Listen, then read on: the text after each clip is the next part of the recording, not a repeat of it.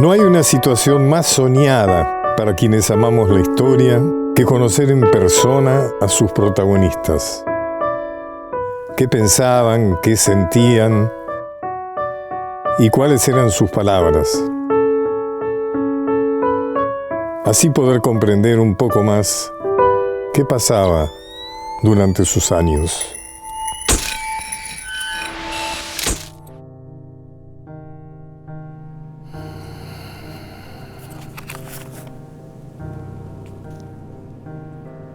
He regresado a mi casa natal en Buenos Aires, cargado con la angustia de las tareas pendientes en pro de la patria.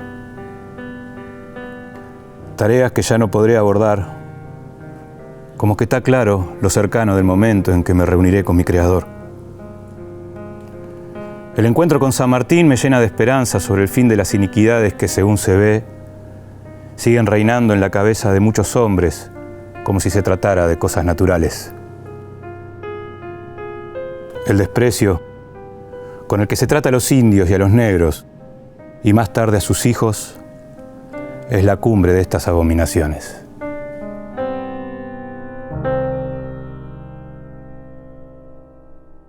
¿Qué es lo que te interesó de interpretar a Belgrano? Bueno, la complejidad del personaje, la profundidad de este personaje, de esta persona, y un poco todos los aspectos también desconocidos que tenemos sobre Belgrano, ¿no? Como actor me gusta también indagar en el ser humano, en la persona, en el tipo, digo a veces, ¿no? Digamos, este tipo que era Manuel Belgrano. Él nace en una familia pudiente. Su padre era un comerciante exitoso, digamos, un contrabandista, como eran prácticamente todos los comerciantes de un puerto casi ilegal como era la colonia del Río de la Plata, ¿no? Eso es lo que le permite a Belgrano tener una formación superior, digamos. Claro. Él va al Colegio San Carlos, que es hoy el Colegio Buenos Aires, que era el colegio más prestigioso en su momento, y después parte a formarse en Europa. Claro. Es contemporáneo de la Revolución Francesa. Eso es importante porque él se imbuye de pensamientos de la libertad, de la igualdad, de la fraternidad, ¿no? Claro, claro. ¿Él qué va a estudiar ahí? Él va a estudiar abogacía en la Universidad de Salamanca. Okay. Y después completa los estudios en la Universidad de Valladolid. Bien. Pero en realidad él estudia lo que podría llamar economía política, que no existe en su momento, pero él hace una combinación de estudios que lo hacen un especialista pionero en economía política. Y me preguntaba por qué vuelve. Es muy curioso la situación porque él es americano y es nombrado en un cargo muy importante que habitualmente está asignado a nacidos en España. Él es el secretario del consulado español en las colonias del Río de la Plata.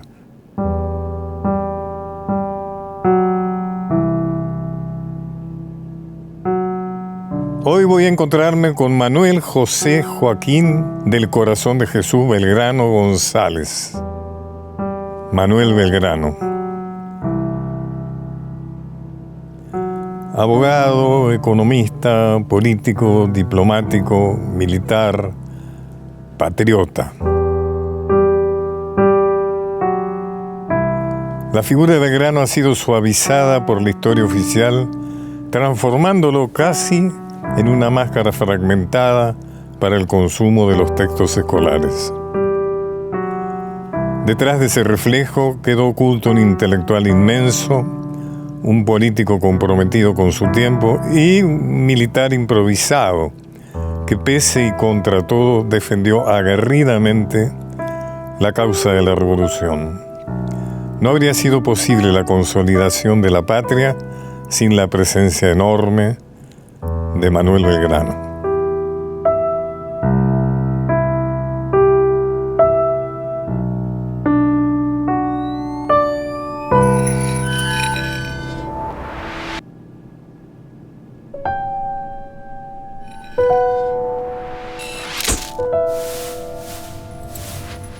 Usted forma parte de la historia de nuestra patria desde antes de su iniciación. Porque antes de la Revolución de Mayo usted ya desempeñaba tareas públicas y políticas.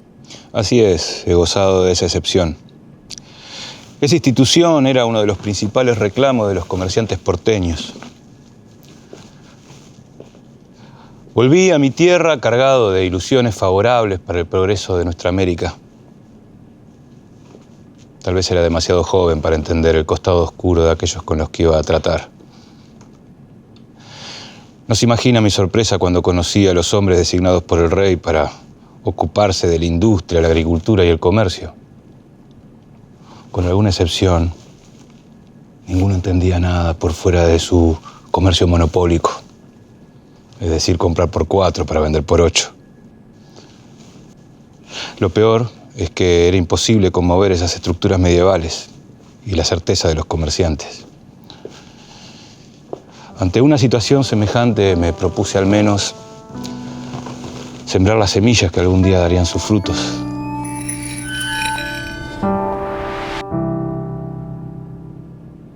Él fue un pionero de la educación popular.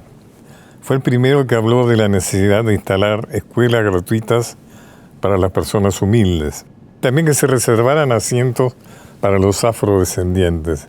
Y también la idea de que las mujeres debían ser instruidas, lo cual era totalmente avanzar en una época que se suponía que el destino de la mujer en la tierra era casarse con aquella persona que sus padres le elegían, tener hijos y ocuparse de las tareas domésticas. Y no mucho más que eso, ¿no?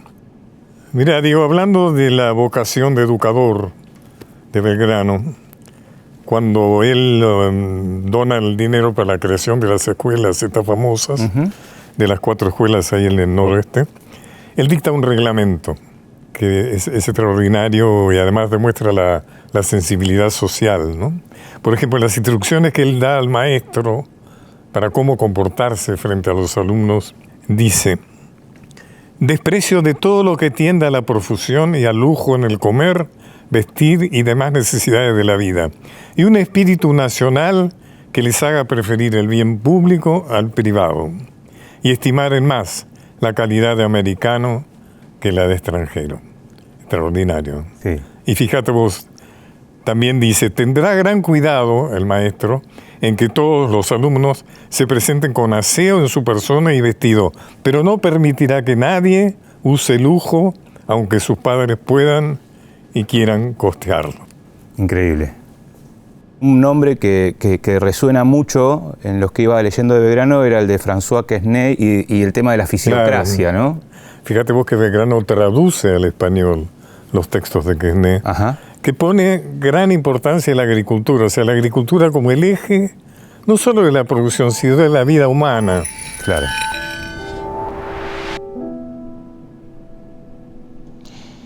Quesnay argumentaba que todo proviene de la agricultura, ya que si no hay materias primas, se pararía la industria, la artesanía, no habría comercio y lo peor es que languidecería el pueblo. La educación es precisa, pero no solo para alimentar el intelecto, sino también para mejor conocer y aprovechar nuestro entorno.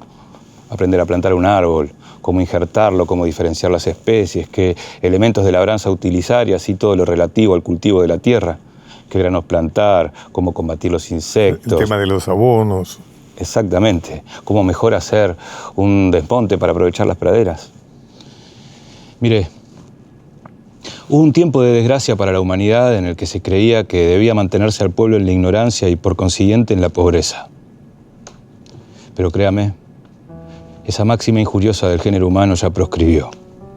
Claro, lo que usted quiere decir es que el amo trata de que el esclavo no comprenda su situación, para que no pueda rebelarse, digamos. Justamente por eso uno de los medios que se deben adoptar para nuestros fines es el de crear escuelas gratuitas, donde hasta los más desposeídos puedan mandar a sus hijos sin tener que pagar cosa alguna por su instrucción.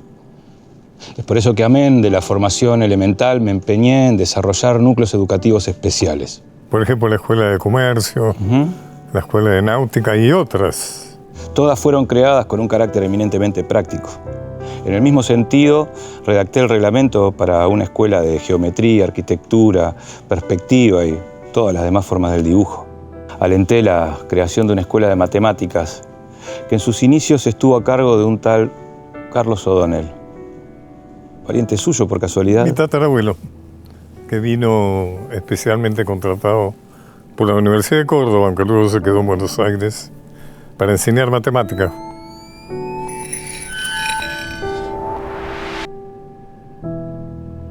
Se produce la revolución, ¿no? Con todas esas imágenes que desde chiquitos nos van, el cabildo, la lluvia, ¿no? La gente afuera, la primera junta, digo. Y entonces, ¿qué viene después de eso? Bueno, viene la necesidad de consolidarla, de defenderla. ¿Por qué Saavedra fue el presidente de la Junta de Mayo? ¿Por qué lo eligen a Saavedra? Y hay una sola respuesta, porque tiene los fierros. Claro.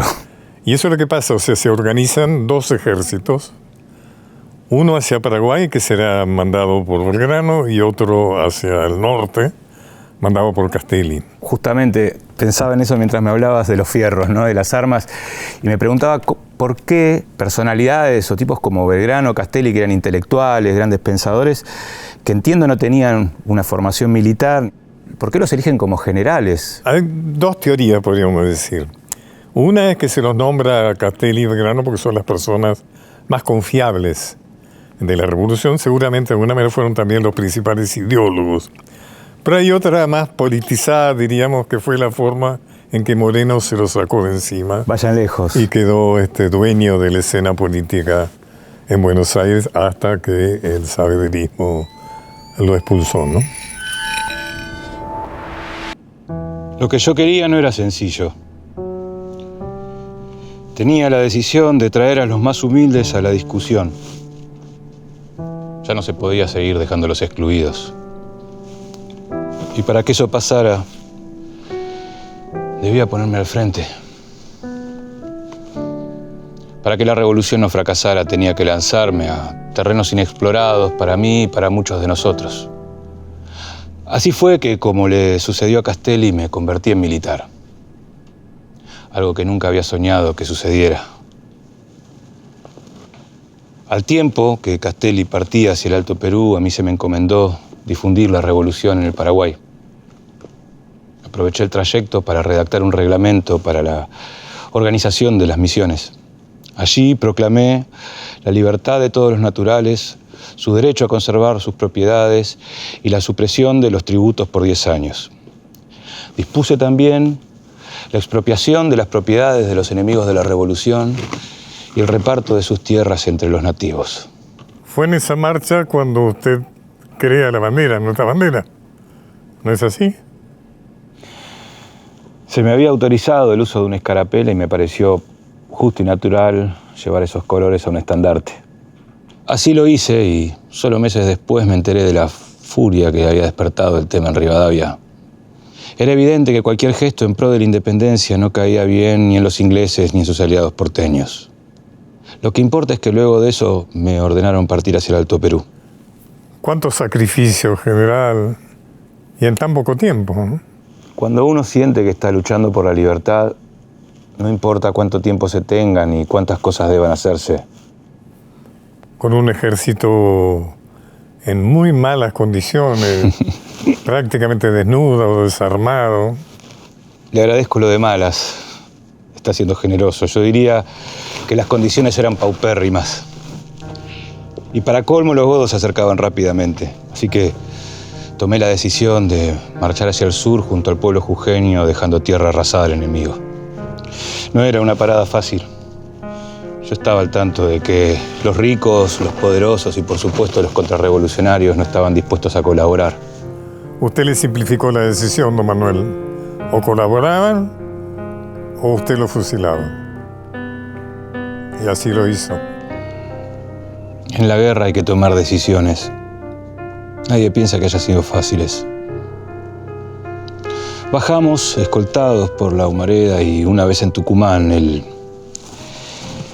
insistente Rivadavia me ordenó que siguiera hacia el sur, hasta Córdoba, para proteger a Buenos Aires. Ese hombre no tenía paz, créame, ni la daba. Simultáneamente, el pueblo tucumano nos pedía que les plantáramos cara al enemigo. Así que finalmente obedecí mis convicciones de obedecer al pueblo y gracias a eso vivimos la gloriosa jornada de la batalla de Tucumán, haciéndole morder el polvo a los godos. Luego los perseguimos hasta Salta y allí volvimos a derrotarlos. Imagínese, O'Donnell, la alegría de este doctorcito de Buenos Aires viendo derrotados a los ejércitos realistas. Y la asamblea de la NTC le destinó 40.000 pesos de premio por esa victoria. Que poco importaba en esas circunstancias. Las riquezas son un escollo para la virtud. Por eso usted destinó ese premio a la creación de 4 escuelas siguiendo sus ideas sobre la educación de la que hablamos hace un rato, ¿no? En Santiago del Estero, Salta, Jujuy y Tarija. 40.000 pesos oro en esos momentos y en esas tierras no significaban nada. ¿Qué hubiera hecho yo con ese dinero? En el caso de que me lo hubieran dado, cosa que no hicieron. Sigamos con su carrera militar. Usted parte del Alto Perú con confianza, con entusiasmo. Es verdad. Allí me topé con hombres y mujeres de un patriotismo inclaudicable. Me impresionaron vivamente el general Manuel Padilla y su compañera, Juana Zurduy. Juana era una mujer de gran porte, actitud decidida y un coraje a toda prueba. Ella tenía gran ascendente entre los naturales y hasta llegó a formar un ejército de amazonas. De hecho, en una ocasión, cruzando hasta el corazón de las filas enemigas, rescató un estandarte que me fue entregado. Como prueba de reconocimiento, le regalé mi sable y le pedí a Pueyrredón que le otorgara el grado de teniente coronel. Pero bueno, mi alegría y entusiasmo durarían bien poco.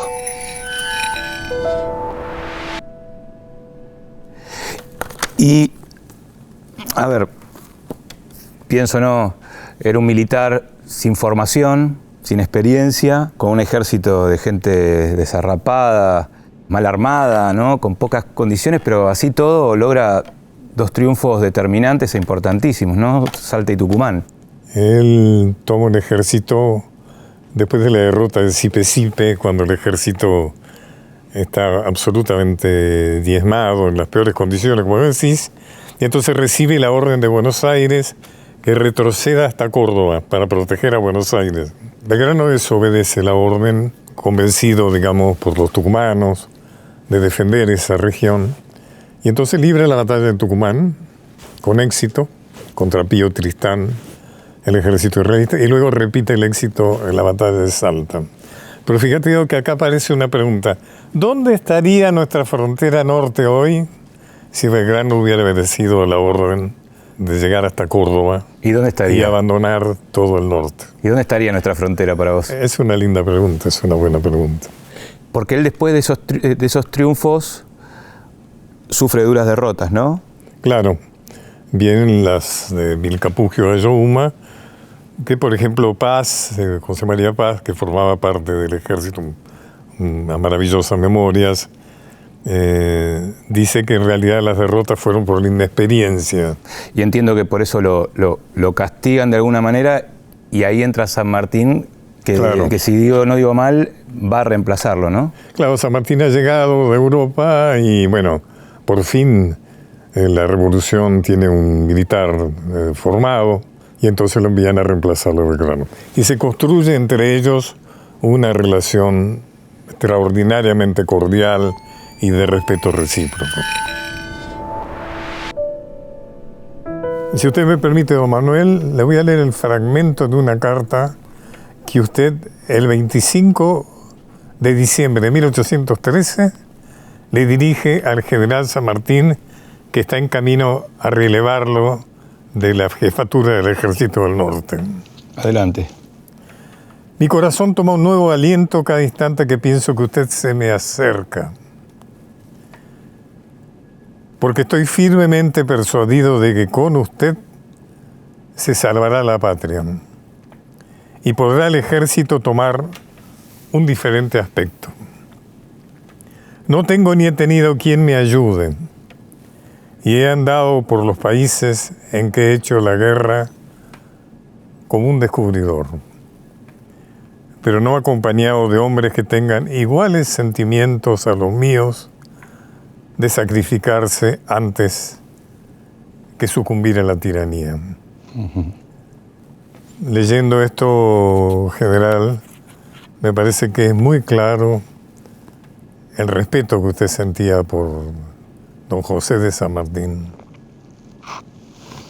Mire, O'Donnell, queda más que claro en esa carta y en muchas otras que ya le había escrito. El general San Martín no era solo un militar respetado y con experiencia. Era un gran estratega y, sobre todo, un verdadero patriota. Yo estaba seguro que él liberaría a nuestros pueblos y, humildemente, me permití darle consejos sobre los hombres que comandaría y sobre los pueblos que conocería en esas tierras. Admiro su humildad, don Manuel, pero quiero decirle que usted se ha ganado la gloria por mérito propio. Yo le agradezco, pero nunca mi interés fue el de perseguir ninguna gloria. Lo único que me impulsaba era la libertad de mi patria y de la América toda. San Martín parte entonces al norte a sustituir a Belgrano. Se dan el famoso abrazo de Yatasto. Y construyen, como te dije recién, una relación de gran respeto. Tal es así que Belgrano, en vez de sentirse ofendido, se ofrece como segundo. Pero resulta que es llamado desde Buenos Aires para ser juzgado por sus derrotas en Vilcapugio de Yuma y por el mal manejo, en fin, digamos, ¿no? Belgrano sale sin mancha. O sea, nadie declara en su contra, ninguno de sus colaboradores ni sus subalternos declara en su contra. Entonces, Buenos Aires lo envía a Europa como el prestigio, en función de su prestigio. Claro. Y lo acompaña Rivadavia, que es el operador que tiene con mandatos secretos que Belgrano ignora. No es el mejor momento de Belgrano. Y tiene que ver con el hecho de que en Buenos Aires, los políticos de Buenos Aires, desconfiaban de que iban a poder resolver el tema por las armas. Y esta misión de Rivadavia, que Belgrano lo acompaña, tiene el sentido de sobornar, mira vos, sobornar al padre de Fernando VII para coronar en Buenos Aires al hermano de Fernando VII, que es el príncipe Francisco de Paula y Borbón. Mirá vos las cosas que se urdían, ¿no? Y Belgrano no tenía ni idea de eso. Eso quedó en nada. Belgrano regresa antes que vuelva a Rivadavia, quizás bastante en desacuerdo con la negociación, y ahí es donde va al Congreso de Tucumán. Claro. Acababa yo de volver de España cuando se reunió el Congreso de Tucumán. En sus sesiones finalmente se produjo la ruptura con España y hasta se aprobó la enseña celeste y blanca como bandera nacional. Pero lo más urgente, lo más importante era sancionar una constitución. Y para eso debíamos decidir si seríamos finalmente una monarquía o una república. Tras lo que había visto en Europa, mi buen entender fue que una república sería un factor más de desencuentro con las naciones del viejo mundo que habían vuelto a elegir recientemente monarquías absolutistas como forma de gobierno. Belgrano llega a Tucumán y propone sorpresivamente que ese monarca sea un inca, es decir, una monarquía incaica. ¿Y eso cómo fue recibido? ¿Te imaginas que eso produce mucho efecto? Sobre todo en los delegados de Buenos Aires, porque eso significaría que entonces el poder se desplazaría, por ejemplo, a Cusco. Claro. Y no a Buenos Aires. Fíjate vos, para que te hagas una idea, este es un texto que redactó Viamonte, que era uno de los delegados porteños.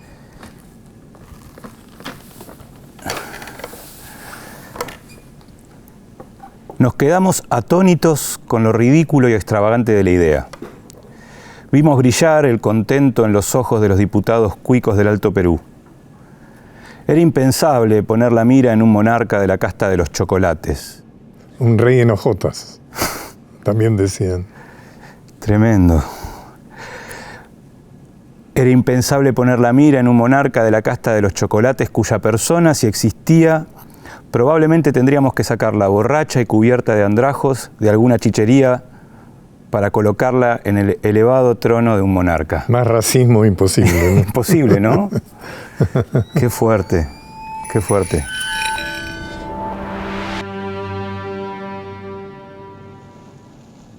Ese era el desgraciado espíritu de algunos congresistas.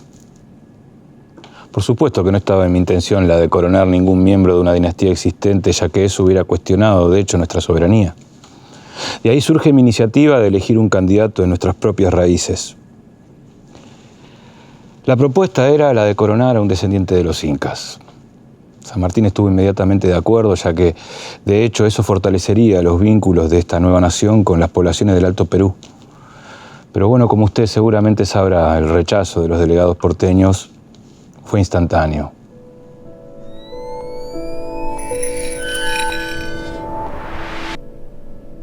Lo que queda, Pacho, claro es que monarquía no somos, no tenemos rey, por lo tanto el Congreso hizo caso omiso de las propuestas de Belgrano, ¿no?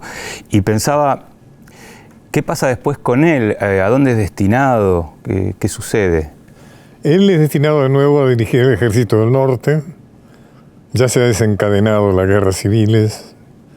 Él, de alguna manera, queda incorporado a las mismas, digamos. Hay una revolución de sus tropas en Arequito.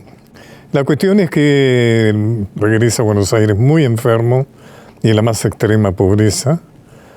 Tal es así que a su médico, que le ha sido muy leal, el doctor Redhead, lo único que puede darle es su reloj de oro, que fue robado del Museo Histórico Nacional hace algunos tiempos, y muere supuestamente de una sífilis en un momento políticamente muy complicado de los tres gobernadores, cuando había una disputa muy caótica, anárquica por la gobernación de Buenos Aires. Tal es así que prácticamente ningún medio se hace eco de su muerte. De su muerte.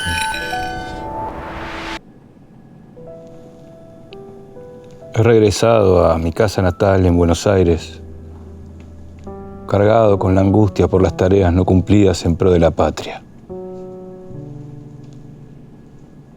Son tareas que ya no podré abordar. Como que está claro lo cercano del momento en el que me reuniré con mi Creador.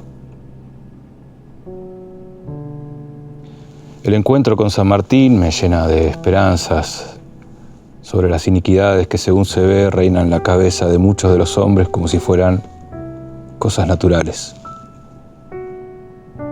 El desprecio con el que se trata a los indios, a los negros y más tarde a sus hijos es la cumbre de estas abominaciones.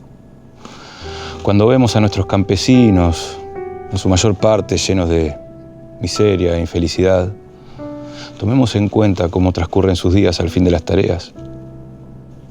Suele ser en una triste choza que apenas los protege de la intemperie. Es preciso atender los progresos de nuestra patria, pero estos no los obtendremos a menos que nuestros labradores sean propietarios. Igualmente, nunca sabré si a alguien le habrán interesado estos pensamientos. Estoy en la misma casa donde nací, pero en lugar de la risa de mis hermanas y hermanos, me encuentro rodeado de sombras fantasmales y envuelto en la soledad. Mi última posesión, un reloj de oro inglés, me sirvió para pagarle los servicios a mi médico. Yo sigo aquí, repitiendo estas cosas. Las repito y las repito constantemente, como un loco al que nadie escucha.